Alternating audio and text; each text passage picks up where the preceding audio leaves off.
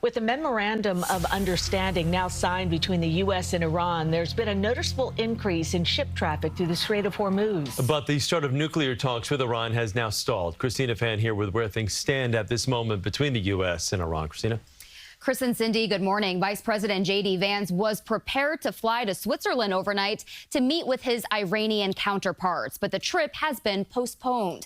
The White House is offering few details, saying the logistics of these negotiations have never been simple or predictable.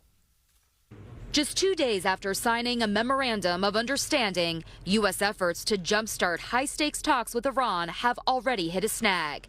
Abruptly overnight, Vice President JD Vance's trip to Switzerland was called off.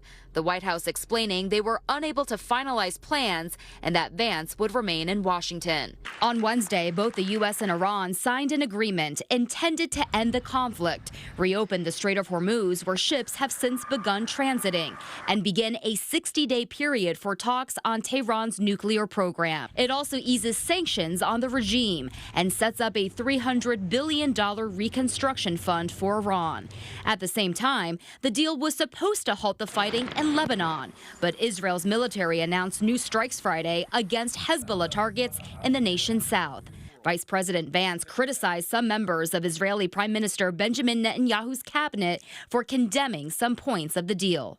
Donald J. Trump is the only head of state in the entire world who is sympathetic to the nation of Israel at this moment in time. And he happens to be the head of state of the world's superpower. On Capitol Hill, lawmakers across both parties have called the agreement a loss for the U.S. Literally everything that President Trump said he was trying to accomplish with this war has failed to accomplish. I believe he has delayed the Iranian regime's ability to get a nuclear weapon, which is very, very important. But my hope would have been that he would have finished the job and basically eliminated that threat in the future. But others say they support giving diplomacy a chance. I'm cautiously optimistic. I'm glad the markets are responding well, but the markets are ultimately going to be responding to the details that we all need to see. After lawmakers complained about being kept in the dark, the White House briefed congressional leaders yesterday on the Iran deal. It is unclear when the talks between the two countries will be rescheduled. Back to you, Chris. Okay, Christina, thank you.